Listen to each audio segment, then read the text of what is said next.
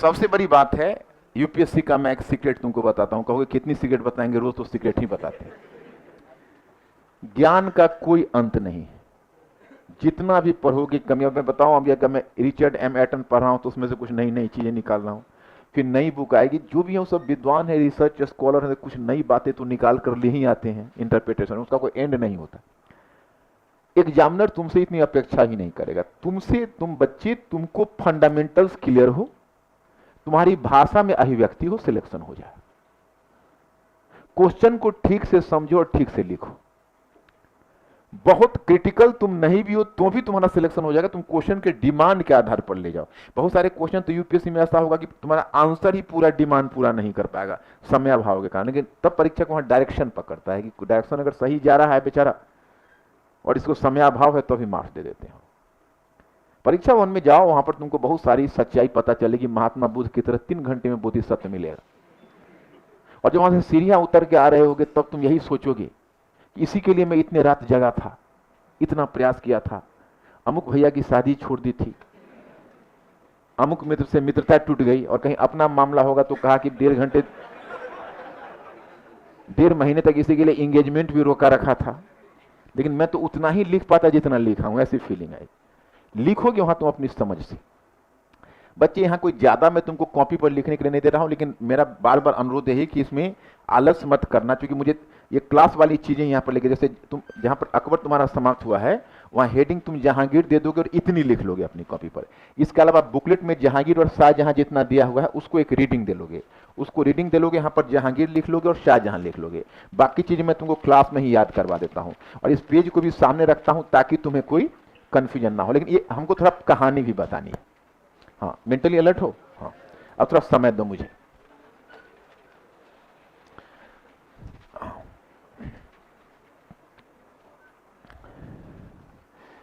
सोलह सौ पांच में अकबर का डेथ हो गया। अकबर का एक ही पुत्र सलीम बच गया था जो विद्रोही था।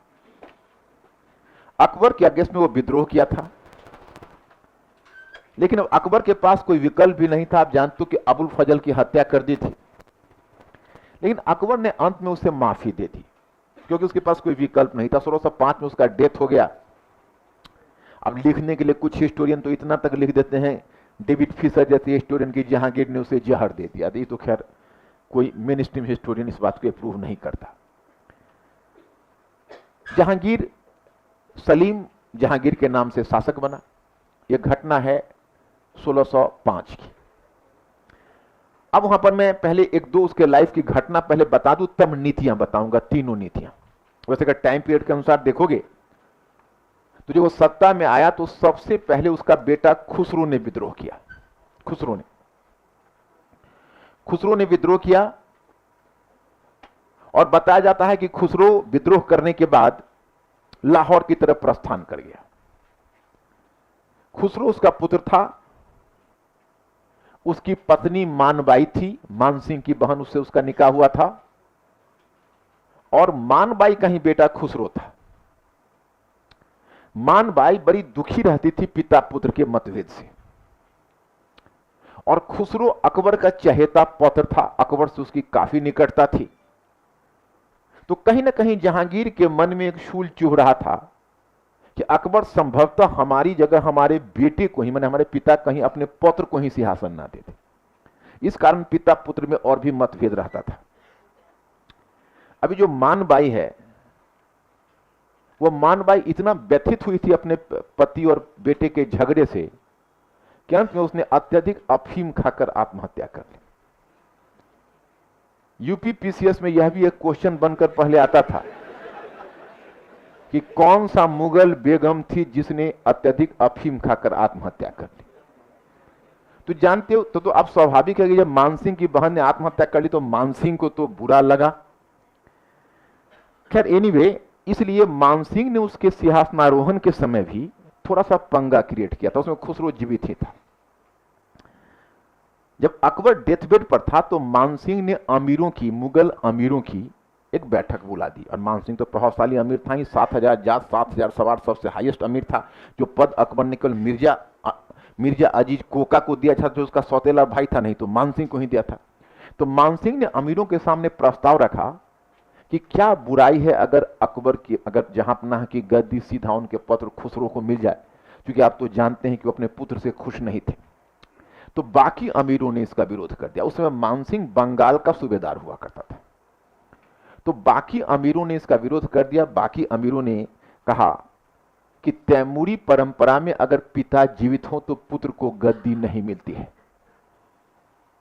इसलिए तैमूरी परंपरा का उल्लंघन होगा, इसलिए मानसिंह को रुक जाना पड़ा। लेकिन मानसिंह के इस प्रस्ताव को तो जहांगीर ने समझ लिया, जान लिया, तो जहांगीर और कक्षवाहा के बीच दूरी बढ़ गई। इसलिए जहांगीर की राजपूत नीति में देखोगे कि जहांगीर कक्षवाहा को हतोत्साहित करेगा और बुंदेला को आगे बढ़ाएगा। जो वीर सिंह बुंदेला, जब अकबर मरा उससे समय तो बुंदेलखंड के जंगल में छिपा हुआ था अबुल फजल को मारने के बाद, याद होगा आपको, और वह बुंदेलखंड के जंगल से निकल कर आया और जहांगीर के चहेते अमीर के रूप में स्थापित हुआ। जब खुसरो ने विद्रोह किया तो जहांगीर उसका पीछा करते हुए लाहौर की तरफ दौड़ा। जहांगीर अपने तुजुके जहांगीरी में लिखता है, उसने अपना आत्मकथा भी लिखी है, 17 वर्ष का तो उसने लिखा है, 2 वर्ष उसी का एक इतिहासकार था, उसने उसको कंप्लीट किया है, वो इतिहासकार मुतमिद खान। तो उस अपने तुजुके जहांगीरी में लिखता है कि अपने पुत्र के विद्रोह से वो इतना व्यथित हो गया था कि सुबह के अफीम का डोज लेना भी भूल गया और सीधे खुसरो के पीछे दौड़ पड़ा। सुबह नित्य क्रिया से निवृत्त होने के बाद पहला डोज अफीम का ही लेता था। ये सब कैसे जीवित था यही समझ में नहीं आता है। खैर एनीवे, ये हम लोगों की चिंता का कारण नहीं होना चाहिए। तो वहां जब दौड़ा तो आप अगर कभी लाहौर की तरफ, अब क्यों जाओगे, अब लाहौर क्यों जाओगे, अमृतसर अगर कभी गए होगे पंजाब में, है ना, तो अमृतसर और लाहौर बड़ा अजीब है। इस पार अमृतसर है, उस पार लाहौर है, उसी में तो बग्गा बॉर्डर है जहां पर वो झंडे का मिलन होता है। तो जब लाहौर के बीच में ही अमृतसर पड़ता था, बस तुरंत खुसरो मुड़ गया। वहां पर सिख गुरु अर्जन देव बैठे ही हुए थे, वहां पर उनका मसनद माने, वहां पर तो उन्होंने एक तरह से अपना ये बनाया हुआ था स्वर्ण मंदिर, और उसी स्वर्ण मंदिर में मसनद लगाकर बैठे हुए थे। वो गया और जाके गुरु से मिला और गुरु को अभिवादन किया, तो गुरु ने उसे टीका लगा दिया। जहांगीर तो अपने पुत्र खुसरो को बंदी बनाकर लाया और जेल खाने में डाल दिया। बाकी काम शाहजहां ने पूरा कर दिया, मैंने उसको जेल में ही मरवा डाला। शाहजहां ने अपना कांटा दूर कर दिया अपने भाई को मरवा कर। और इधर जहांगीर को लग गया कि कहीं ना कहीं गुरु अर्जन देव विद्रोही हैं और उसने जहांगीर के विद्रोह करने की हिमाकत की है। तो गुरु अर्जन देव ने जहांगीर ने गुरु अर्जन देव को बंदी बनाया और यातना देकर मार डाला। ये जहांगीर की एक बहुत बड़ी भूल हुई। एक शांतिपूर्ण सिख पंथ अंत में एक सैनिक ऑर्गेनाइजेशन के रूप में तब्दील हो गया। उनके बेटे गुरु हरगोविंद पहले करेगा। अब जहांगीर, ये घटना 606 में ही गुरु अर्जन देव की हत्या हो गई। हाँ, 1606 में गुरु अर्जन देव की हत्या हो गई। उसका 1611 में उसने उड़ीसा में खुर्दा क्षेत्र को जीता है, और खुर्दा क्षेत्र को जीतने के बाद एक सुंदर सिंह बघेला को भेजा, तो उसने कांगड़ा के क्षेत्र को जहांगीर जीता है। और तभी उसके कैरियर में एक घटना हुई है, उसको कहते हैं नूरजहां। नूरजहां का नाम था मेहरुनिशा और वह ईरान से आई हुई थी। उसके पिता का नाम था गयासु बेग, वो ईरानी अमीर था, और उसके भाई का नाम था आसफुद्दौला। उसका आरंभिक नाम था मेहरुनिशा। वैसे भी जो मुगलों के हरम में अच्छी खासी ईरानी महिलाएं होती थीं, और मुगल सफावी को या ईरानियों को मुगल अपने से सुपीरियर कहीं ना कहीं कल्चरली मानते थे। मुगल तैमूरी सेंट्रल एशियन थे, और वहाँ जो पर्सियन था उसका तो तुम जान रहे हो कि अभी से नहीं, वो फारसी संस्कृति बहुत पहले से चली आ रही थी, जैसे इस्लाम भी प्रभावित हुआ। तो कल्चरली पश्चिम एशिया का जो ईरानी क्षेत्र था वो ज़्यादा रिच था मध्य एशियाई क्षेत्र से, तो मुगल से ईरानी ज़्यादा रिच थे। तो जो ईरानी महिलाएं आती थी वो ज़्यादा फैशनेबल होती थी। तो मुगल जो शासक होते थे वो अपनी ईरानी पत्नियों को ज़्यादा वेटेज देते थे। और ये बात शुरू हो गई वहाँ से नहीं, हुमायूं से लेकर औरंगजेब तक यह परंपरा चलती रही। मेहरुनिशा का खैर जहांगीर से तो विवाह नहीं हुआ था। उसका विवाह गयासु बेग ने एक शेर अफगान नाम का ईरानी ही अमीर था, जिसको कि वो एक मनसबदार था, अधिकारी था, उससे उसका निकाह हुआ था। मेहरुनिशा अपने पति के साथ बंगाल में रह रही थी, क्योंकि वहीं पर उसका, बंगाल में ही वो कार्यरत था उसका पति शेर अफगान। और बंगाल का जो सूबेदार था उसका नाम था कुतुबुद्दीन खान। हालांकि शेर अफगान भी बहुत बड़ा जागीरदार था, बहुत बड़ा मनसबदार था। किसी मुद्दे पर कुतुबुद्दीन खान और शेर अफगान के बीच विवाद हो गया। उस विवाद ने एक युद्ध का रूप ले लिया। उस युद्ध में कुतुबुद्दीन खान और शेर अफगान दोनों की लड़ाई हो गई, और उस युद्ध में दोनों ने एक दूसरे को मार डाला। शेर अफगान का भी डेथ हो गया, कुतुबुद्दीन खान का भी डेथ हो गया। खैर मुगल अधिकारियों ने बीचों बचाव किया और तब मेहरुन्निसा को लाकर उन्होंने आगरा के पैलेस में छोड़ दिया। आगरा के पैलेस में आई तो वह जहांगीर की माता और अकबर की पत्नी सलीमा बानो बेगम की परिचारिका बन गई, माने पर्सनल अटेंडेंट। उन्हीं के साथ रहने लगी, उन्हीं के साथ वो पर्सनल अटेंडेंट या सेक्रेटरी को उस रूप में वो काम करती थी। तो क्या होता कि आगरा में सबसे पहले मीना बाजार की प्रथा किस मुगल शासक ने शुरू की? यूपीपीसीएस का ये क्वेश्चन हुआ करता था। तो मीना बाजार की प्रथा शुरू की थी हुमायूं ने आगरा में। अब मीना बाजार में होता क्या था कि तो दिन भर दरबार और पैलेस के अंदर तो प्रशासन और प्रशासनिक और सैनिक कार्यों की चहल पहल चलती रहती थी, तो पुरुष लोग सक्रिय होते थे। रात के समय जब सारी प्रशासनिक गतिविधियां बंद हो जाती थी तब वहां पर बाजार लगता था, जिसमें महिला विक्रेता या हिजड़े, यही दो हो सकते थे, पुरुष नहीं हो सकते थे। और वहां पर बाजार लगता था रात में, एकदम हाट जिसको कहो। और तब हरम की महिलाएं खरीदारी करने निकलती थीं, और तब वही टाइम पास, हंसी मजाक, चहल पहल, रात की रौनक ही कुछ और होती थी, परंतु पुरुष को अलाउड नहीं होता था। लेकिन बादशाह के लिए तो सब छूट है, बादशाह मीना बाजार क्या, हो तो कहीं भी पहुंच सकता था। तो जहांगीर वही मीना बाजार से गुजर रहा था तो उसकी नजर मेहरुन्निसा पर पड़ गई, और फिर वहीं से कहानी आरंभ हो गई। फिर उसने मेहरुन्निसा से निकाह करने का निर्णय लिया और फिर उसने निकाह किया, और उसके बाद उसकी पदवी नूर महल अथवा नूरे जहां रख दिया। फिर तो बन गई पैलेस की सबसे प्रभावशाली महिला। उसने इत्र का आविष्कार भी किया था। जहांगीर के बगल में दरबार में उसका भी एक सिंहासन लगाया गया, जहां पर वो जहांगीर के साथ बैठती थी, जहांगीर के साथ शिकार पर भी जाती थी, और फिर प्रशासन पर भी उसका प्रभाव होने लगा।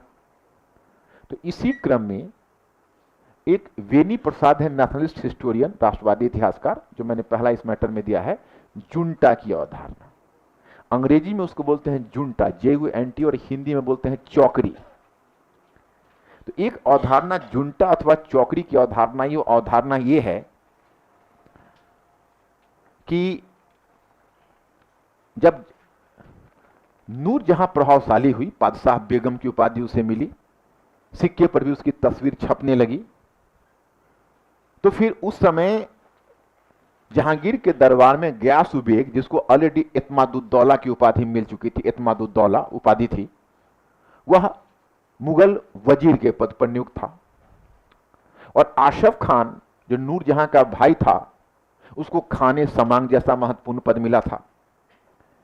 और इधर मेहरुन्निसा तो खैर ऑल पावरफुल क्वीन थी ही, इसके साथ साथ आसफ खान की पुत्री थी जिसका नाम था अर्जुना मंद बानो बेगम, उसका निकाह शाहजादा खुर्रम से हो गया था। शाहजादा खुर्रम जो भावी शाहजहां है।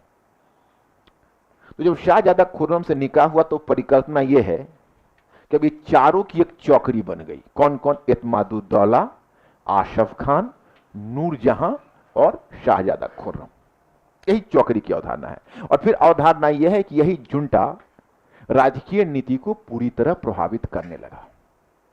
लेकिन एक अलीगढ़ स्कूल ऑफ हिस्टोग्राफी से मैंने कई बार नाम लिया है, आपको याद होगा, जो शिक्षा मंत्री बने थे प्रोफेसर नूरुल हसन। तो प्रोफेसर नूरुल हसन ने इसमें शोध करके जुंटा की अवधारणा को खारिज कर दिया। उन्होंने कहा है कि नहीं, ऐसा कुछ नहीं था। अपने शासन के अंतिम काल तक जहांगीर स्वयं निर्णय लेता था। एनीवे, एक तो यह धारणा है। अब मैं आपको तीन चीजें बताना चाहूंगा, तीन नीतियां। एक तो है राजपूत नीति। तो जहांगीर की राजपूत नीति में आप देखोगे कि अकबर की नीति से बहुत हद तक निरंतरता थी। निरंतरता यह थी कि राजपूतों को उच्च पद दिए जाते रहे थे, उनको उच्च मनसब प्रदान किया जाता रहा था। राजपूत परिवार में निकाह भी होते रहे थे, विवाह भी होते रहे थे उनके। एक स्वयं बताया जाता है कि जहांगीर की जो पत्नी थी, अब तक जोधाबाई के संबंध में बहुत विवाद है, क्योंकि परंपरा के अनुसार तो उन्हें अकबर की पत्नी माना जाता है, लेकिन हम हिस्टोरियन इसको प्रूव नहीं कर पा रहे हैं। सतीश चंद्रा ने भी इस पर लिखा था अपने डेथ से पहले, लेकिन उन्होंने खुद भी वो प्रूव नहीं कर पाए किसकी पत्नी है, लेकिन जब बहुमान्य मत जहांगीर की तरफ इशारा करता है। तो अगर जहांगीर की पत्नी जोधाबाई थी तो दो राजपूत महिला हो गई, जोधाबाई दूसरा मानबाई, तो राजपूत परिवार में उसका निकाह विवाह चल ही रहा था। राजपूतों को महत्वपूर्ण पद दिए जाते भी रहे थे, परंतु थोड़ा आपको परिवर्तन दिखेगा। जैसे अकबर के समय राजपूतों में सबसे अधिक महत्व था कक्षवाहा परिवार का। जहांगीर के समय कक्षवाहा परिवार की जगह ले लिया बुंदेला परिवार, यानी वीर सिंह बुंदेला का परिवार। तो थोड़ा फर्क आया, लेकिन राजपूत नीति में आप ज्यादा फर्क नहीं देखते हो। अब आप जहांगीर की धार्मिक नीति पर दृष्टिपात करोगे तो आपको जहांगीर की धार्मिक नीति में निरंतरता के तत्व अधिक दिखेंगे। कैसे? तो अकबर ने जो दीन इलाही के अंतर्गत जो शस्त्र देने की प्रथा शुरू की थी, शस्त्र देना मैं बताया था ना कल आपको, उस शस्त्र देने की प्रथा जहांगीर ने भी बहुत समय तक जारी रखी थी, आगे चलकर छोड़ दिया था, बहुत समय तक जारी रखी थी। दूसरा तुम देखते हो कि जहांगीर धर्म के मामले में इतना नॉन इलेक्टिक था कि स्वयं उसके पौत्र ने, उसका जो ग्रैंडसन है, उसने ईसाई धर्म कबूल करके ईसाई क्रॉस पहन लिया, लेकिन जहांगीर ने उस पर कोई आपत्ति नहीं की। उसकी उस सब थोड़ा आपको परिवर्तन दिखेगा। जैसे अकबर के समय राजपूतों में सबसे अधिक महत्व था कक्षवाहा परिवार का। जहांगीर के समय कक्षवाहा परिवार की जगह ले लिया बुंदेला परिवार, यानी वीर सिंह बुंदेला का परिवार। तो थोड़ा फर्क आया, लेकिन राजपूत नीति में आप ज्यादा फर्क नहीं देखते हो। अब आप जहांगीर की धार्मिक नीति पर दृष्टिपात करोगे तो आपको जहांगीर की धार्मिक नीति में निरंतरता के तत्व अधिक दिखेंगे। कैसे? तो अकबर ने जो दीन इलाही के अंतर्गत जो शस्त्र देने की प्रथा शुरू की थी, शस्त्र देना मैं बताया था ना कल आपको, उस शस्त्र देने की प्रथा जहांगीर ने भी बहुत समय तक जारी रखी थी, आगे चलकर छोड़ दिया था, लेकिन बहुत समय तक जारी रखी थी। दूसरा तुम देखते हो कि जहांगीर धर्म के मामले में इतना नॉन इलेक्टिक था कि स्वयं उसके पौत्र ने, उसका जो ग्रैंडसन है, उसने ईसाई धर्म कबूल करके ईसाई क्रॉस पहन लिया, लेकिन जहांगीर ने उस पर कोई आपत्ति नहीं की। उसकी धार्मिक उदारता का परिचायक है। और तीसरा है कि जहांगीर का जो प्रिय पात्र था वीर सिंह बुंदेला, उसको जहांगीर ने संसाधन प्रदान किए थे, और वही वीर सिंह बुंदेला ने मथुरा, वृंदावन और बनारस में कृष्ण मंदिर का, यानी मंदिरों का निर्माण किया था। आज भी आप मथुरा में देखते हो, बाद में औरंगजेब ने उस मंदिर का एक भाग को क्षतिग्रस्त करके वहां मस्जिद बनवा दिया है। कहीं मथुरा देखते हुए तो मंदिर मस्जिद वहां भी पुलिस का घेरा लगा हुआ है। क्योंकि बाद में अयोध्या वाला जो हुआ, तो अयोध्या के बाद मथुरा, बनारस, हर जगह है ये पंगा। मथुरा में आप देखोगे तो बड़ी अजीब दृश्य है। कभी कभी मैं सोचता हूं, आपको क्या क्या सोचेंगे आप, कि इतना बड़ा बवेला क्यों हुआ मथुरा, बनारस और अयोध्या का।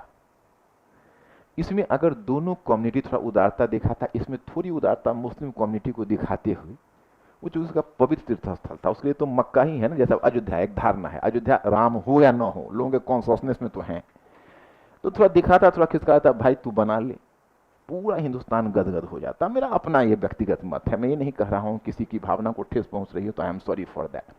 मुझे लगता है ये एक अपॉर्चुनिटी थी मुस्लिम कम्युनिटीज के लिए, वो दिखा सकता था गुडविल जेस्चर इंडिया के संदर्भ में। और हिंदू कम्युनिटी वाले जो उग्रवादी वो अपने आप को शांत करके रखते, कितना गलवाही मिला के दोनों अपना काम करते। और चूंकि देखो, अगर वह एक बहुत बड़ी मस्जिद, अगर बाबर ने एक मस्जिद बनवाई भी, मेरे अपना धारणा है, तो कोई मक्का जैसा कोई बहुत पवित्र मस्जिद तो नहीं है। कुछ उसी तरह की बात हो कि जैसे अब अजमेर शरीफ तो सूफियों का है, दोनों के लिए इक्वली है। जैसे आप मान लीजिए कोई बहुत दिल्ली का जामा मस्जिद है, उसके बगल में कोई हिंदू एक हनुमान जी का मंदिर बना ले और घंटे डुलाने लगेगा, नहीं अब हमारा है, तो हटाइए उनको, ये जामा मस्जिद है मुसलमानों का, यहाँ पर हनुमान जी की मूर्ति नहीं रहेंगे, हनुमान जी के लिए बहुत जगह है, ले जाइए उठा के, समझ रहे हो कि नहीं। तो वो अगर वैसा टफ लग रहा है तो तुरंत मंदिर खिसक जाना चाहिए। और ये अयोध्या है, वो हिंदुओं का मक्का है, कॉन्शसनेस में मक्का है। तो वहां पर जो मस्जिद वाला जो मामला आया, तो उसमें होना चाहिए था कि बिना कोई बबेला के हिंदुओं को, वो मुस्लिमों को खिसका लेना चाहिए था, दे देना चाहिए था, हम उसको थोड़ा खिसका के बना लेंगे। क्योंकि वैसे भी इस्लाम में कहीं भी यह प्रावधान नहीं है कि आपको उसी जगह पर बनेगी, और न हिंदुइज्म में प्रावधान है। तो that could have been the better solution, लेकिन ये उनकी तरफ से आना चाहिए था, हमें इसके लिए दबाव नहीं देना चाहिए था। तुमको प्यास लगी है, तुम किसी पड़ोसी को कहते हो कि भाई साहब एक गिलास पानी पिलाएंगे, अगर उदार है तो अपना भी न पी के आपको दौरा हुआ आएगा इंसानियत के नाते। लेकिन अगर वो नहीं दिया पानी की, ना भाई साहब हमारे पास कम ही पानी है, तो आप लड़ेंगे नहीं, क्यों आप उदारता क्यों नहीं दिखाएंगे कि आप इंसान नहीं है, हमारा ही काम नहीं, ठीक है भाई साहब थैंक यू, समझ रहे हो कि नहीं। तो जब पार्टीशन का मामला उठ रहा था, तो इसमें अबुल कलाम, मौलाना अबुल कलाम आजाद ने बड़ी सटीक बात कही थी। कि मुसलमान मूर्ख हैं जो सुरक्षा मांगते हैं, और हिंदू उससे भी बड़े मूर्ख हैं जो देने से इनकार करते हैं।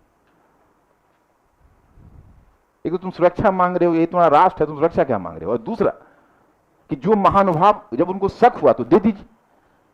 अब कोई भाई को अगर ये शक हो कि हमारी संपत्ति कोई हड़प रहा है, वो कहेगा कि भाई तुमको पेपर दो जमीन का, तो उसको तुरंत दे देना चाहिए कि अरे यार तुमको शक हो रहा है, ले पेपर क्या। और दूसरा कहा नहीं देंगे पेपर, किस बात का देंगे, औकात में रहो, बदतमीजी मत करो। तो उसको तो और डाउट होगा, इसका मतलब पूरा हड़पने वाला है। तो पता नहीं ह्यूमन बिहेवियर कैसे। अयोध्या के मामले में इतना सारा बगेला चला, लेकिन मेरे दिमाग में एक ही बात आई, मैं इस बात को अप्रूव नहीं करता कि यहां पर जो मुस्लिम हार्डलाइनर का रुख है उसको मैं अप्रूव नहीं करता, और हिंदू हार्डलाइनर के रुख को तो और भी अप्रूव नहीं करता कि जब नहीं वो दे रहा था तो जितना है आप बना लीजिए, बात समाप्त कीजिए। लेकिन उनको देना चाहिए था। तो खैर, अब जहांगीर को देखो, वृंदावन, मथुरा, बनारस, हर जगह मंदिर बनवाने के लिए वीर सिंह बुंदेला को अकूत अनुदान दिए उसने, और मंदिर बने, धार्मिक उदारता है। लेकिन एक दो जगह जो जहांगीर ने काम किए बड़ा शक पैदा कर देता है। एक तो उसने गुरु अर्जन देव की हत्या करवा दी, उसका कारण धार्मिक नहीं था, आप लोग जानते हो, मामला खुसरो का था।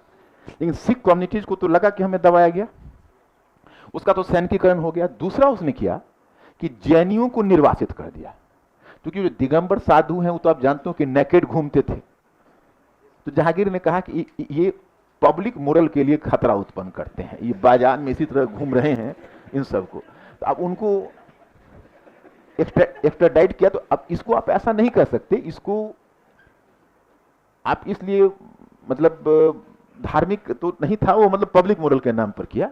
और तीसरा उसने किया कि पुष्कर में एक वराह की मूर्ति थी, हिंदू लोग वराह को विष्णु का अवतार मानते हैं, उसने पुष्कर की मूर्ति तुड़वा दी कि देखो भगवान जानवर और उन्नत के रूप में पैदा नहीं होते, तुम लोग पागल हो गए हो क्या? भाई पागल नहीं हुआ, जो भी है उसको करने दो, तुम क्या मतलब उसको हस्तक्षेप करके वराह की मूर्ति तुड़वाने। ये तीन काम उसके हैं, लेकिन वो तीनों का कारण अलग अलग है, धार्मिक कट्टरता नहीं। उसके बाद ये धार्मिक नीति हुई। अब औरंगजेब की दक्षिणी नीति पर आओगे। ये तो देख रहे हो, अहमदनगर तो तुमने पहले ही देखा है कि अहमदनगर में मुगल घुस चुके थे, बरार और बालाघाट। अब मुगल इतने से ये संतोष कर चुके थे, गोलकुंडा का राज्य है और ये बीजापुर का राज्य है, सब कुछ ठीक चल रहा था। और जहांगीर का दक्षिण में कोई बड़ी महत्वाकांक्षा नहीं थी। जहांगीर की बस इतनी ही इच्छा थी कि पिता के द्वारा जीते गए क्षेत्र को अक्षुण्ण रखना, मतलब जो पिता ने हमारा जीता है उसे हम कम से कम गंवाएं नहीं, ठीक है। बस उसी समय दक्षिण की राजनीति में एक परिवर्तन आया, और दक्षिण में अहमदनगर में जो मुर्तजा निजाम शाह के साथ समझौता हुआ था, याद है आपको? कौन मुर्तजा निजाम शाह, कैसा मुर्तजा निजाम शाह? क्या तो क्या करते हो तुम? मुर्तजा निजाम शाह याद है? अरे मैंने कहा था कि जब अकबर ने बहादुर को ग्वालियर जेल में डाल दिया था और अहमदनगर पर छावनी गिरा ली थी, तो फिर दानियाल ने समझौता किया था अहमदनगर के एक दूसरे राजकुमार से, मुर्तजा निजाम शाह, अरे बरार के साथ जो बालाघाट का क्षेत्र मुगलों को दे दिया था, और बदले में मुगलों ने मुर्तजा निजाम शाह को अहमदनगर का सुल्तान मान लिया था। याद आ रहा है कुछ? अब ये सब याद नहीं करोगे तो फिर मुगलों की दक्षिण नीति में फिर मजा नहीं आएगा। याद रहेगा मुर्तजा निजाम शाह? आज हो गया पक्का तुम लोगों के दिमाग में। या वही है जिसके साथ बाद में दानियाल यानी अकबर के पुत्र ने समझौता करके वो भूभाग वापस दिया था। तो जो अहमदनगर का शासक मुर्तजा निजाम शाह था, उसने मलिक अंबर नामक एक अबिसिनिया यानी इथियोपिया का अफ्रीकन था, उसको अपना पेशवा नियुक्त कर दिया। और जो मलिक अंबर था वो बड़ा ही महत्वाकांक्षी था, और दक्षिण की राजनीति में कुछ हुआ महत्वपूर्ण भूमिका निभाना चाहता था। तो मलिक अंबर ने धीरे धीरे क्या किया कि बीजापुर गोलकुंडा को भी अहमदनगर के साथ जोड़ दिया, और मलिक अंबर ने बड़े कूटनीतिक योग्यता का परिचय देते हुए अहमदनगर बीजापुर गोलकुंडा का एक गठबंधन बना दिया। और तब उस समय जब अकबर ने ही दक्षिण में जब बरार बालाघाट को जीता था, तो अकबर अब्दुल रहीम खान खाना को दक्कन का सूबेदार बनाकर भेजा था। मलिक अंबर ने अब्दुल रहीम खान खाना को बरार और बालाघाट से खदेड़ दिया। ये तो मुगलों के लिए डायरेक्ट चुनौती थी। तो जहांगीर अपने पुत्र शाहजादा खुर्रम को भेजा। और मैंने शाहजहां खुर्रम के विषय में पहले ही बताया कि शाहजहां खुर्रम बड़ा शक्तिशाली और बड़ा ही योग्य सेनापति था, वो कोई युद्ध हारता नहीं था। तो शाहजहां खुर्रम आया तो अपने से 3 गुनी सेना थी, अहमदनगर, बीजापुर, गोलकुंडा, इन तीनों को मिलाकर अपने से 3 गुनी बड़ी सेना थी, उसको शाहजहां खुर्रम ने पराजित कर दिया। इसी पर खुश होकर जहांगीर ने उसे शाहजहां की उपाधि दी थी। शाहजहां उसी विजय के बाद मिला था उसको। लेकिन जहांगीर ने इतनी बड़ी विजय के बाद भी कोई अतिरिक्त भूमि का दावा नहीं किया और सिर्फ 14 कोस अतिरिक्त भूमि के किसी अतिरिक्त भूमि पर दावा नहीं किया और किस तरह से दक्कन पर अपना नियंत्रण बनाए रखा। तो जहांगीर के समय में दक्कन नीति में कोई बहुत बड़ा आपको उठापटक नहीं दिखेगा। अकबर की दक्कन नीति ध्यान है, बारार बालाघाट, जहांगीर के द्वारा मलिक अंबर के द्वारा समस्या पैदा करना, परंतु जहांगीर दक्षिण के राज्यों को पराजित करके बरार और बालाघाट पर नियंत्रण बनाए रखना, यहीं पर कहानी उसकी समाप्त हो जाती है। अब जहांगीर के जीवन के काल की एक घटना हुई कि उस समय ईरान का शासक था, उसका नाम था शाह अब्बास प्रथम, मैंने पहले ही बताया। और ईरान के साथ तो हिंदुस्तान की मित्रता रही और जहांगीर की व्यक्तिगत मित्रता शाह अब्बास प्रथम के साथ रही। लेकिन शाह अब्बास प्रथम ने यहां पर बड़ी चालाकी दिखाई और चुपके चुपके वह तैयारी करता रहा कंधार पर कब्जा करने का। और 1622 ईस्वी में जब जहांगीर तैयार नहीं था, अब शाह अब्बास प्रथम से उसको कितनी घनिष्ठता थी कि उसने अपना एक चित्रकार बिशन दास को भेजा था ईरान के दरबार में, और बिशन दास वहां शाह और उसके अमीरों का चित्र उतार कर लाया था जहांगीर के पास।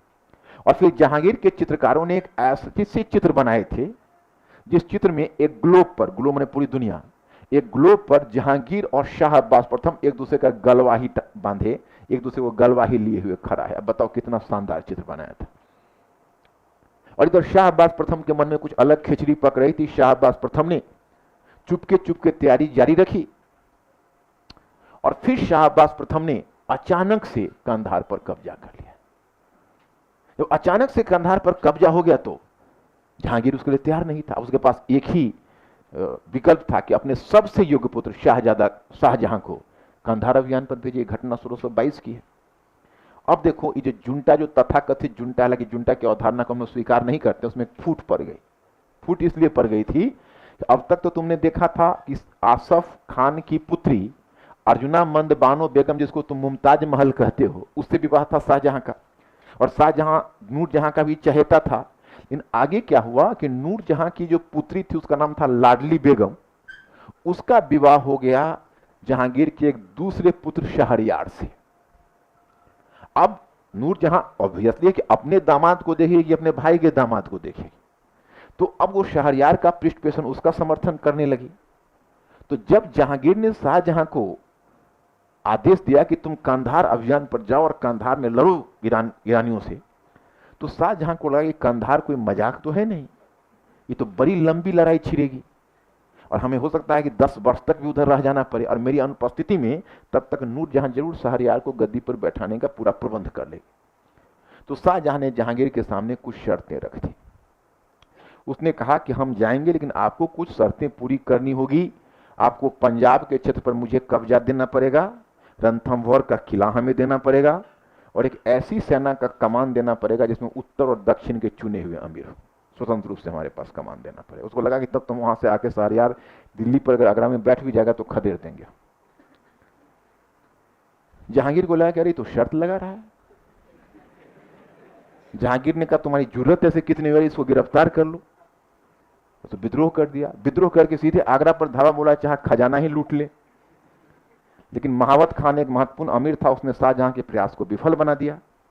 तब शाहजहां यहां से दक्कन की तरफ पलायन किया और दक्कन जाकर उसी मलिक अंबर के साथ रहा शरण में, जिस मलिक अंबर को उसने हराया था उससे पहले दक्कन में, याद होगा आपको। कंधार तो गया, अभियान ही नहीं गया, तो पिता पुत्र में ही ठन गई। लेकिन बाद में जाके जहांगीर ने रियलाइज किया कि जो भी कहो सबसे योग्य पुत्र यही है, इसके साथ कुछ करना पड़ेगा। तब उसने बीच में मध्यस्थता शुरू हुई और तब शाहजहां ने आकर समर्पण किया आगरा में। तो जहांगीर ने उसे माफ तो कर दिया, परंतु उसके 2 बेटे दारा सिंह और औरंगजेब को दरबार में एक तरह से हॉस्टेज बनाकर रखा, इसलिए कि भविष्य में तुम विद्रोह नहीं कर सकते हो, क्योंकि तुम्हारे दोनों बेटे हमारे कब्जे में।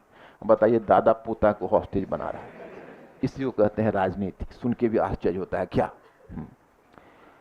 खैर, अब 16 से ये घटना हुई। अब इसके बाद एक घटना लास्ट में हुई, महावत खान का विद्रोह।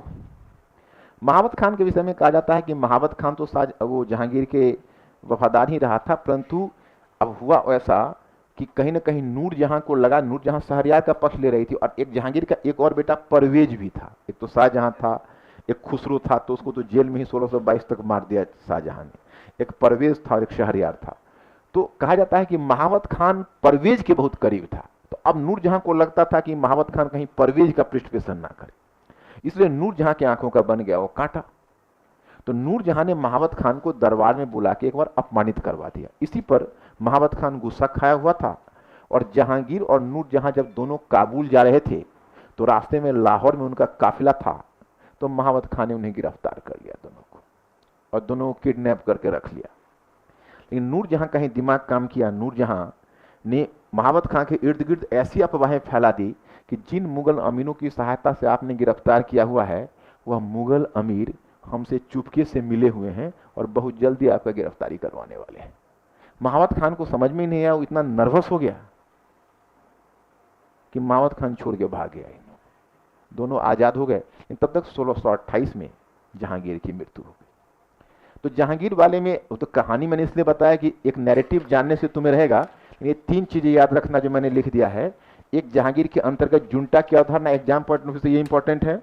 जहांगीर की राजपूत नीति इतना ही है, जहांगीर की धार्मिक नीति इतना ही है, और जहांगीर की दक्कन नीति इतना ही, इतना याद रखना। बाकी जो मनसबदारी जागीरदारी में जहांगीर की भूमिका होगी, वो मनसबदारी और जागीरदारी में जहांगीर की भूमिका को हम आपको बाद में बताएंगे, मतलब जब मनसबदारी जागीरदारी पढ़ाएंगे।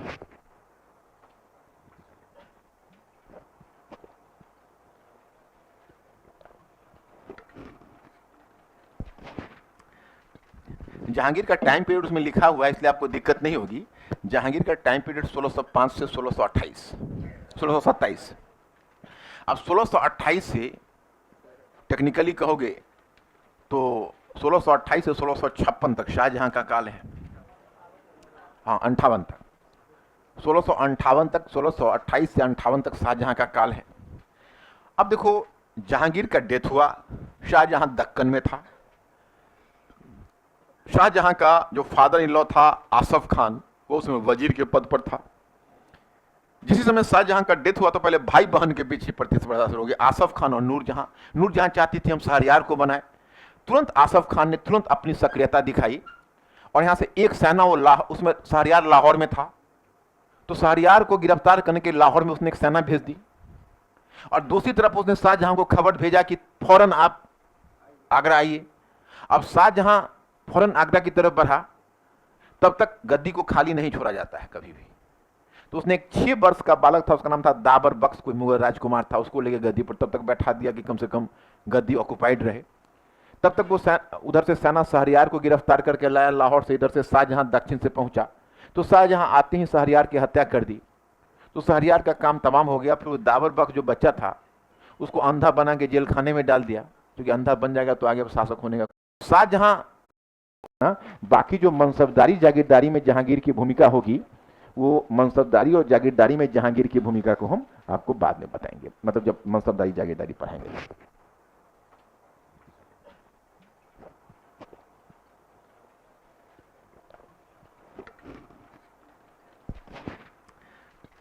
जहांगीर का टाइम पीरियड उसमें लिखा हुआ है, इसलिए आपको दिक्कत नहीं होगी। जहांगीर का टाइम पीरियड 1605 से 1627। अब 1628 से टेक्निकली कहोगे तो 1628 से 1656 तक शाहजहां का काल है। हाँ, 58 तक, 1658 तक, 1628 से 58 तक शाहजहां का काल है। अब देखो, जहांगीर का डेथ हुआ, शाहजहां दक्कन में था। शाहजहां का जो फादर इन लॉ था आसफ खान, वो उसमें वजीर के पद पर था। जिस समय शाहजहां का डेथ हुआ तो पहले भाई बहन के बीच ही प्रतिस्पर्धा शुरू हो गई, आसफ खान और नूरजहां। नूरजहां चाहती थी हम शहरयार को बनाए। तुरंत आसफ खान ने तुरंत अपनी सक्रियता दिखाई, और यहां से एक सेना वो उसमें शहरयार लाहौर में था, तो शहरयार को गिरफ्तार करने के लाहौर में उसने एक सेना भेज दी। और दूसरी तरफ उसने शाहजहां को खबर भेजा कि फौरन आप आगरा आइए। अब शाहजहां फौरन आगरा की तरफ बढ़ा, तब तक गद्दी को खाली नहीं छोड़ा जाता है कभी भी। तो उसने एक 6 वर्ष का बालक था, उसका नाम था दाबर बख्श, कोई मुगल राजकुमार था, उसको लेकर गद्दी पर तब तक बैठा दिया कि कम से कम गद्दी ऑक्युपाइड रहे। तब तक वो उधर से सेना शहरयार को गिरफ्तार करके लाया लाहौर से, इधर से शाहजहां दक्षिण से पहुंचा। तो शाहजहां आते ही शहरयार की हत्या कर दी, तो शहरयार का काम तमाम हो गया। फिर वो दावर बख्श जो बच्चा था उसको अंधा बना के जेल खाने में डाल दिया, क्योंकि अंधा बन जाएगा तो आगे शासक होने का कोई गुंजाइश नहीं रहेगी। और तब शाहजहां का सिंहासनारोहण हुआ। अब ये शाहजहां के बेटे के बीच उत्तराधिकार का युद्ध होगा, तो शाहजहां खुद क्या कर रहा है देख ही रहे हो। अब शाहजहां आ गया सत्ता में। शाहजहां के सत्ता में आने के बाद तुम्हें पहली नीति दक्कन नीति के बारे में बता रहा हूं। दक्कन नीति में आपको याद है कि जहांगीर की कोई विशेष महत्वाकांक्षा नहीं थी। जहांगीर ने बस इतना चाहा था कि पिता द्वारा जीते गए जो क्षेत्र हैं, उन जीते गए क्षेत्र पर हमारा नियंत्रण बना रहे, बस इतनी ही उसकी महत्वाकांक्षा रही थी। लेकिन विद्रोह हुए तो उसने युद्ध भी किया था। अब उसकी डेथ के बाद जब शाहजहां जब शासक बना और जहांगीर ने जब दक्कन में अपना कब्जा जमाया था फिर दोबारा, तो फिर दक्कन का मुगल सूबेदार पहले तो अब्दुल रहीम खान खाना थे, और फिर खाने जहां लोदी को बनाया। खाने जहां लोदी एक अफगान था। अफगानों को अमीर वर्ग में लेने का पहला श्रेय जहांगीर को ही है। तो उसने खाने जहां लोदी को बनाया, और खाने जहां लोदी पता नहीं शाहजहां के समय तक आकर, क्योंकि शाहजहां जब सत्ता में आया तो आते ही उसको ताबड़तोड़ एक दो विद्रोह का सामना करना पड़ा। एक विद्रोह तो हुआ जुझार सिंह बुंदेला का विद्रोह। जुझार सिंह बुंदेला का विद्रोह का कारण यह है कि जुझार सिंह वीर सिंह बुंदेला का पुत्र था। तो आप समझ सकते हो कि वह चूंकि जहांगीर और नूरजहां का चहेता था, तो उस समय शाहजहां के आगमन तक तो वीर सिंह बुंदेला मर चुका था, परंतु जो जुझार सिंह था वो जुझार सिंह पावर में था। नूरजहां ने बुंदेला को काफी फैसिलिटी दे रखी थी, और इधर जब शाहजहां आया तो उसने बुंदेला से उसका विशेषाधिकार छीना, क्योंकि शाहजहां के तो नूरजहां से जानते हो कि 36 का आंकड़ा था। इसी पर जुझार सिंह ने विद्रोह कर दिया। विद्रोह कर दिया तो ओरछा पर शाहजहां ने आक्रमण किया, और पहले औरंगजेब को उसने अभियान दल लेकर भेजा। तो औरंगजेब गया था उस अभियान में, तो पहली बार औरंगजेब ने ओरछा में, बुंदेलखंड में है ओरछा, तो ओरछा में उसने औरंगजेब ने मंदिर तुड़वाए थे। तो औरंगजेब का वो धार्मिक कट्टरता का एक उदाहरण भी कहा जाता है। फिर जुझार सिंह बुंदेला को पराजित करके फिर गोंडवाना उस जंगलों में खदेड़ दिया गया।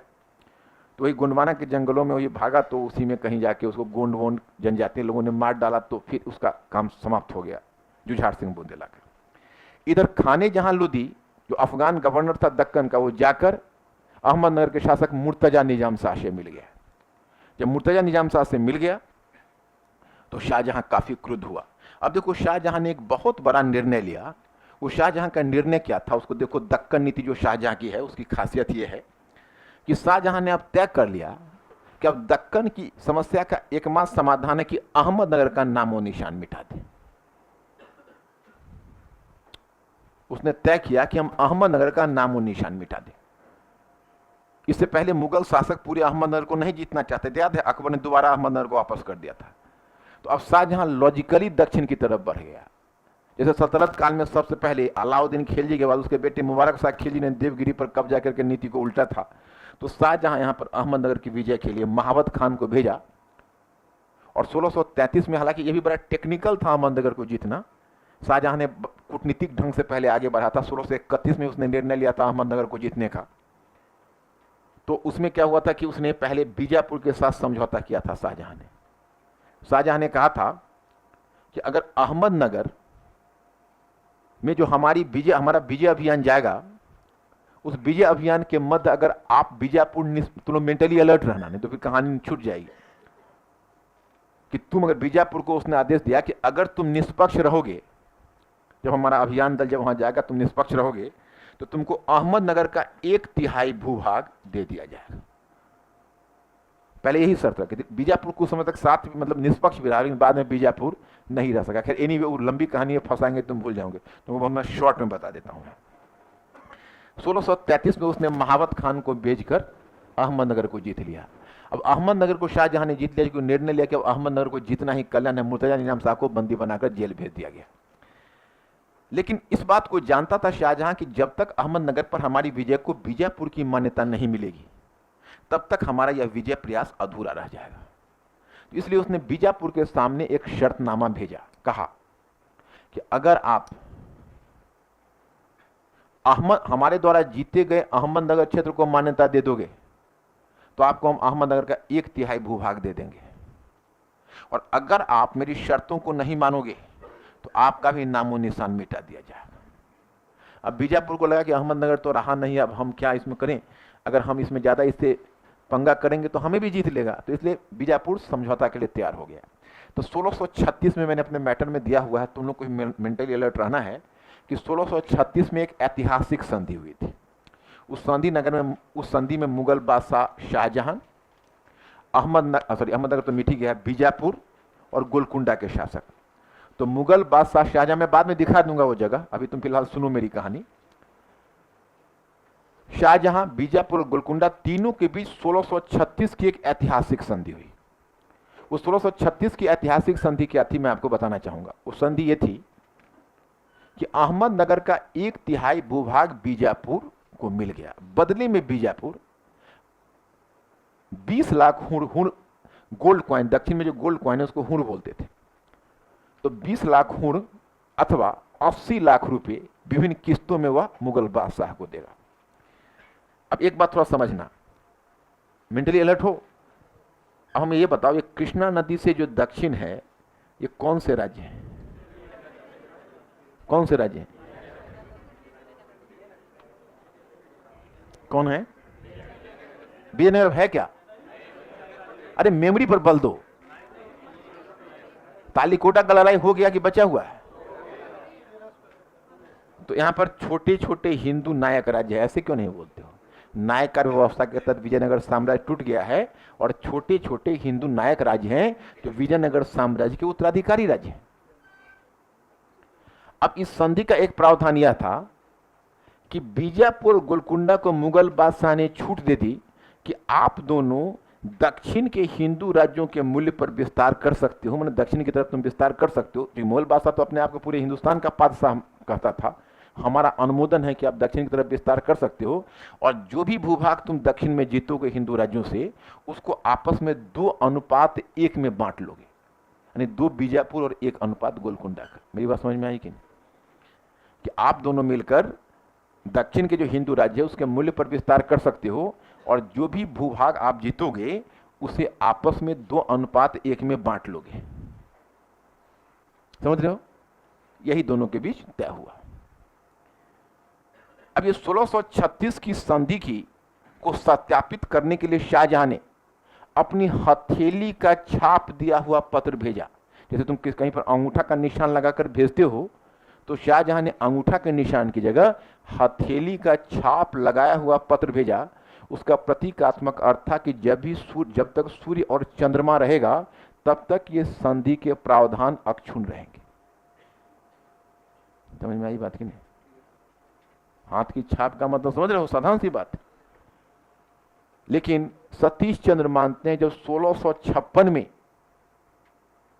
शाहजहां ने 1636 की संधि के प्रावधानों को उलट दिया, तो वहीं से दक्षिण में मुगलों की टांग फंसी और वहीं से मुगलों का संकट आरंभ हो गया। तब अब आपके मन में जिज्ञासा होगी, आखिर 1656 में ऐसा क्या हुआ कि 1636 की संधि के प्रावधानों को उलटना पड़ा? क्योंकि आप किसी को अंगूठे का निशान देके शर्त बना देते हो और बाद में कहोगे नहीं वो मेरा कैंसिल, तो आप पर कोई विश्वास करेगा? आपकी क्रेडिबिलिटी 0 पर आ जाएगी। मेंटली अलर्ट हो तुम लोग? तुम तो ज्यादा ही अलर्ट हो, नहीं तो फिर तुम कोई क्वेश्चन पूछोगे। अलर्ट हो ना? आधा सो चुके हो तुम, क्या सोने की मुद्रा में तो नहीं आ गए? हाँ, जितने सोने वाले हैं सब जगिए। आखिर 1656 में ऐसा क्या हुआ? देखो, गौर करना। जब 1636 की संधि हुई थी तो शाहजहां पहले औरंगजेब को दक्कन का सूबेदार बनाकर भेजा था, और इस समय औरंगजेब 2 बार दक्कन के सूबेदार के रूप में 2 टेन्योर औरंगजेब को मिला है। 1636 से औरंगजेब रहा है वहां पर 1644 तक, 8 वर्षों तक फर्स्ट टेन्योर में। 1644 में उसका तबादला गुजरात कर दिया जाएगा गुजरात के सूबेदार के रूप में, तो फिर गुजरात के सूबेदार के पद पर रहा है 1648 तक, और 1648 के बाद वो फिर भेजा गया है कंधार अभियान पर शाहजहां के समय। तो वही जो कंधार अभियान पर गया है, तो उसी कंधार अभियान पर वो रह गया है 1652 तक। फिर 1653 में वहां से फिर दोबारा यहां दक्कन का सूबेदार बना के भेजा गया है। तो जब फर्स्ट टेन्योर में भेजा गया था तो मुगलों के सामने सबसे बड़ी समस्या थी कि हम दक्कन की आमदनी को कैसे बढ़ाएं। तो इसके लिए मुर्शिद कुली खान नामक एक अधिकारी के साथ मिलकर, दूसरा मुर्शिद कुली खान था, एक मुर्शिद कुली खान नामक विशेषज्ञ की सहायता से औरंगजेब ने वहां पर भू राजस्व सुधार भी किया था ताकि राज्य की आमदनी बढ़े। खैर जितनी बढ़नी चाहिए नहीं बढ़ सकी। फिर दूसरे टेन्योर में औरंगजेब आया तो उसने फिर आमदनी को बढ़ाने का प्रयास किया। अब देखो समस्या क्या होती थी कि दक्कन का जो पेनिनसुलर इंडिया है वो तो उतना उपजाऊ है नहीं, उतना विकसित नहीं था। तो वहां पर जो मुगलों को जितना खर्च होता था प्रशासन में, उससे उनका खर्च पूरा नहीं हो पाता था। तो अतिरिक्त अमाउंट उनको मालवा के खजाने से मंगवा कर तब दक्कन के राज्य का खर्च पूरा करना पड़ता था। यहीं से मुगलों की नीयत बदलनी शुरू हो गई। और मुगलों को लगा 1656 में यह डिमांड रखा गया बीजापुर को कि भाई हम जो आपके प्रति निष्पक्ष रहे, इसका वास्तविक फायदा तो आपको मिला। इसका वास्तविक फायदा आपको कैसे मिला? तो हमारे निष्पक्ष रहने के कारण, उनका यह कहना था कि हमारे निष्पक्ष रहने के कारण तो आप दक्षिण में प्रसार करके अच्छा खासा हिंदू राज्य को जीत लिया, बीजापुर को कहा, और ऊपर से अहमदनगर का 1/3 भी आपको मिल गया। तो आपको तो दोनों हाथ में लड्डू, और हमारा क्या है, हम तो मालवा के खजाने से खर्च कर रहे हैं। तो जब आपको इतना फायदा हो गया तो अब अहमदनगर वाला 1/3 लौटा दीजिए हमें। समझ रहे हो कि नहीं? और यह मांग औरंगजेब ने उठाई तो तुम औरंगजेब को क्या कहोगे? तो शाहजहां के समय हुआ तो बादशाह शाहजहां बैठा हुआ है तो डिस्क्रेडिट तो शाहजहां को ही जाएगा ना। और तब औरंगजेब ने बीजापुर और गोलकुंडा के अगस्त में युद्ध छेड़ दिए। ऐसा युद्ध छेड़े कि लगा कि अब बीजापुर गोलकुंडा का सफाया ही कर डालेगा। तभी चूंकि उस समय बली अहद था शाहजहां का दाराशिको, और दाराशिको उसके बगल में बैठता था एक छोटे सिंहासन पर। तो दाराशिको ने इसमें शाहजहां को समझाया और तब शाहजहां ने रोका युद्ध को। तो 1656 में दोनों की संधि हुई और कल्याणी और बिदर, जैसे 1/3 क्षेत्र जो अहमदनगर का था उसमें कल्याणी और बिदर का जो क्षेत्र था, वो कल्याणी और बिदर का क्षेत्र छीन ही लिया। औरंगजेब ने छीन ही लिया बीजापुर से। तो इसी में सतीश चंद कहते हैं कि यह एक बहुत बड़ी भूल हुई मुगल साम्राज्य की, क्योंकि इन दोनों के बीच जो आत्मा का मिलन है या साइकोलॉजिकल मनोवैज्ञानिक जो आत्मा का मिलन है, दिल का मिलन, वो एक मनोवैज्ञानिक असंभाव्यता बन गई। क्योंकि सदा के लिए दक्षिण के राज्यों का मुगलों के वायदे और संधियों पर से भरोसा उठ गया। मेरी बात दोनों तक पहुंची कि नहीं पहुंची? अब आगे जब मराठा क्वेश्चन देखोगे तो तुमको इसकी खामियाजा पता चलेगी। देखो कल तुम लोगों ने ये क्वेश्चन लिखा है, अब इसको देखो, इसमें और भी शाहजहां पर कुछ चीजें कल डिस्कस करते हुए, कल औरंगजेब करेंगे हम, शाहजहां वाला डिस्कस करते हुए। अब तुम लोग यहाँ पर थोड़ा सा क्वेश्चन, ये किसका है देखो, देखो ये जो क्वेश्चन लिखा है, अब मैं यहाँ पर थोड़ा टेक्निकल चीज बताना चाहता हूँ। इसमें देखो कुछ नाम हैं, जैसे नवाब कौन है? आज पहली बार नवाब तुमने नवाबी दिखा दिया कि बहुत खुशी हुई तुम्हारा आंसर देखकर। तो तुम फिर लिखा करो, अगर पहला आंसर है तो इसको तुम सामान्यता से नहीं, ऐसा नहीं कहो। अब ये जो जितना आंसर है उसका सेकंड टाइम अब हम एग्जाम हमारे सामने आता है सब कार्य, उसको मैं दोबारा में शॉर्ट लिस्टिंग करता हूं। पहले तो मैंने तुम्हारा ही ये किया था, लेकिन इसमें 1-2 बच्चे और हैं, जैसे अब प्रदीप है, हु इज प्रदीप, हाँ ये लिखा है, इसने भी अच्छा शुरू किया है। अब तुमने देखो, तुमने जो शुरू किया है, विदेश नीति किसी भी राज्य या साम्राज्य की नीति के निर्धारण में महत्वपूर्ण योगदान देती है। किसी भी राज्य की विदेश नीति का उद्देश्य होता है अपने हितों का अधिक से अधिक संवर्धन करना। मुगल अथवा अकबर की विदेश नीति को इसी परिप्रेक्ष्य में देखे जाने की आवश्यकता है। तुम थोड़ा सा इसलिए रहो कि देखो क्वेश्चन को पहले समझा करो। अकबर की विदेश नीति, तुमने अकबर की विदेश नीति को तो कलम से घेरा है, स्वरूप को नहीं घेरा है, यही गलती कर दी। तुमको अकबर की विदेश नीति नहीं लिखना, अकबर की विदेश नीति का स्वरूप लिखना। स्वरूप समझते हो? स्वरूप अथवा विशेषता। अब तुमने देखो दूसरा पैराग्राफ में क्या लिखा है, मतलब कोई आपत्ति तो नहीं ना मैं क्लियर करूं तो? हाँ, 16वीं सदी के प्रथम दशक में पश्चिम और मध्य एशिया में क्रमशः सफावी और उज्बेक साम्राज्य का उदय हुआ, जो मुगलों के समकालीन थे। वहीं पूर्वी यूरोप का ऑटोमन साम्राज्य मुस्लिम विश्व में एक महत्वपूर्ण शक्ति के रूप में उभरी। अब ये पैराग्राफ में तुमने लिया, इससे अच्छी क्वालिटी का तब आंसर ये हो जाता, इसमें तुम उनका इंटेंशन बता देते कि भाई दो सुन्नी है दो शिया है ना, और तब तुमने मैंने उसको कर देते और उसमें ये समस्या है, जो मुगलों के सामने चुनाव का प्रश्न था, उज्बेक या सफावी, ऐसे करके एक झटका दे के छोड़ देते और दूसरा पैराग्राफ उससे शुरू कर देते कि इसमें मुगलों की क्या नीति रही, तुम्हारे आंसर की क्वालिटी बढ़ती और परीक्षक की जिज्ञासा हर पैराग्राफ पढ़ने के बाद बढ़ती जाती। समझ रहे हो कि नहीं? उसमें जो मुख्य जो तुम्हारा बिंदु है, अगर तुम पैराग्राफ चेंज करके लिखते हो या पॉइंट में भी लिखते हो, तो जो मुख्य बिंदु है उसको पहला लाइन में दो और उसके बाद शेष चीजें उसमें लिखते हुए, और जब दूसरा तुम पॉइंट या दूसरा लाइन दो तो तुम उसे कनेक्टेड चीज को डेवलप करने की कोशिश करो। उसे कनेक्टेड अगर तुम्हारा पॉइंट दूसरा आ जाए और उससे कनेक्टेड तीसरा पॉइंट आ जाओ तो तुम्हारी राइटिंग की क्वालिटी बढ़ेगी। तुम्हारे मन में जिज्ञासा होगी कि ऐसा हम कैसे करेंगे। ऐसा तुम ऐसे करोगे कि तुम रेगुलर प्रैक्टिस से करोगे। एक दिन में नहीं होगा, लेकिन एक महीने में जरूर होगा, 2 महीने में जरूर होगा। रेगुलर प्रैक्टिस करोगे तो होगा। अब तुमने लिखा कि मुगलों की विदेश नीति की आधारशिला बाबर ने ही रखी थी। बाबर ने भी उज्बेक साम्राज्य की ओर से ध्यान देते हुए सफावी साम्राज्य को समझ लिया। आगे अकबर की विदेश नीति पर इसका प्रभाव अवश्य दिखता है। तो मुगल साम्राज्य का सफावी साम्राज्य के साथ अच्छे संबंध थे, लेकिन दोनों के बीच अगर किसी भी मुद्दे पर मतभेद था तो कांधार के मुद्दे पर। इसलिए भारत के लिए कांधार का सामरिक महत्व था शुरुआत में। अब जो तुम लिखते जा रहे हो ना, उसमें यूनिटी टूट रही है। जब मन हुआ थोड़ा कांधार लिख दिया, जब मन हुआ उज्बेक वगैरह लिख दिया, नहीं। जैसे थोड़ा 1 मिनट में समय लूंगा, कागज कलम उठाओ। तुम कॉपी को बंद करके पैक क्यों कर लेते हो हमेशा? तुम जब तक मैं छुट्टी नहीं तो तुम अपना, ये तो बच्चे के स्कूल में होता था कि मास्टर साहब अब छुट्टी हो गई, 4 बज गया, बच्चा दौड़ने लगा, उसी तरह कॉपी क्यों इस तरह से तुम करते हो? बैठो उसको देखो, लिखेगा लिखेगा अकबर की विदेश नीति का स्वरूप। अकबर की विदेश नीति का स्वरूप,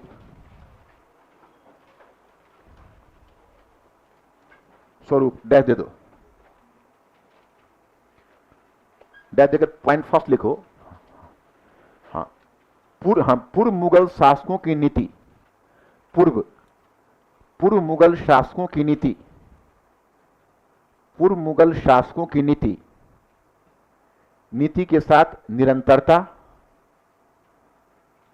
पूर्व मुगल शासकों की नीति के साथ निरंतरता, निरंतरता, निरंतरता। पॉइंट नंबर 2, धर्म की बातों को दरकिनार कर, धर्म की बातों को दरकिनार कर,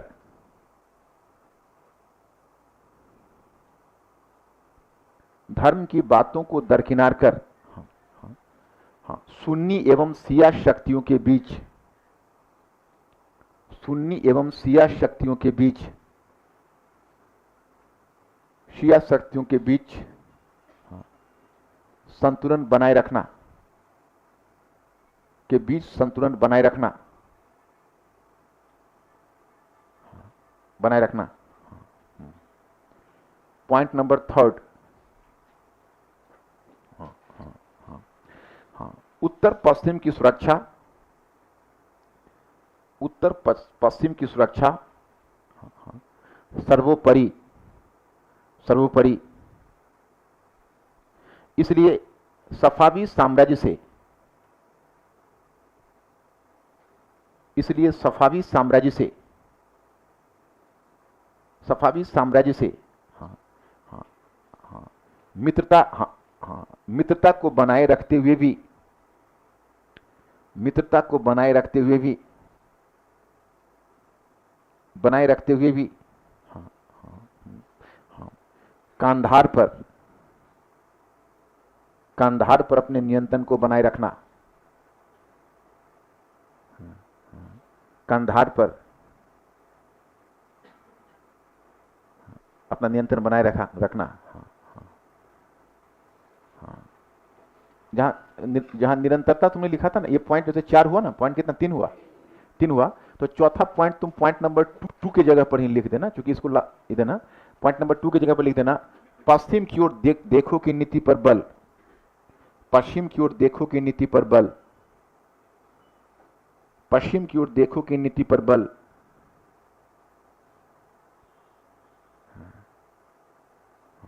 पश्चिम की ओर देखो की नीति पर बल। ऐसे ऐसे करके अगर लिखोगे ना, एक से दूसरा को थोड़ा सा लिंक करते हुए हल्का सा, तो स्वरूप तब खुल कर आएगा। जैसे कुछ हुआ तो ऐसे लिख दिया, थोड़ा थोड़ा टेढ़ा भी लिख दिया, थोड़ा कंधार पर भी लिख दिया, थोड़ा इस पर भी लिख दिया, तो यूनिटी राइटिंग की नहीं बन पाती है। पर दिमाग में क्रमबद्धता सोचो, है ना। थिंकिंग क्रिएचर इसलिए बनना है कि तुरंत कागज कलम लो, दिमाग में से सोचो, अच्छा ये फिर पैराग्राफ पॉइंट ऐसे ऐसे लिख, क्या भुला जाता है तो वही तो करना है। यूपीएससी थोड़ा लेगा, आईएएस बनने आए हैं तो भुलाइए मत। हाँ। आपने बहुत बड़ा प्रण ले लिया ना। हाँ, उसी समय सोचना चाहिए था। प्रदीप, अच्छा प्रदीप हो गया। अमित भट्ट, ओके। भट्ट साहब बहुत दिनों के बाद आप लाइमलाइट में आए हैं, मुझे हमेशा डाउट रहता था कि आप समझते हैं कि नहीं। अंजू शंकर, अंजू शंकर,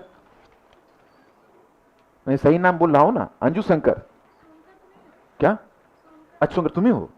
अच्छा वाह, अभी तो नए नए में पहला भी, तुमने तो मुगल सिंह शुरू किया है। अभिषेक सिंह, हाँ ठीक है अभिषेक। सपना उमट, सपना, ओके गुड। बाकी क्लास के बाद ले लेना। हाँ चलो।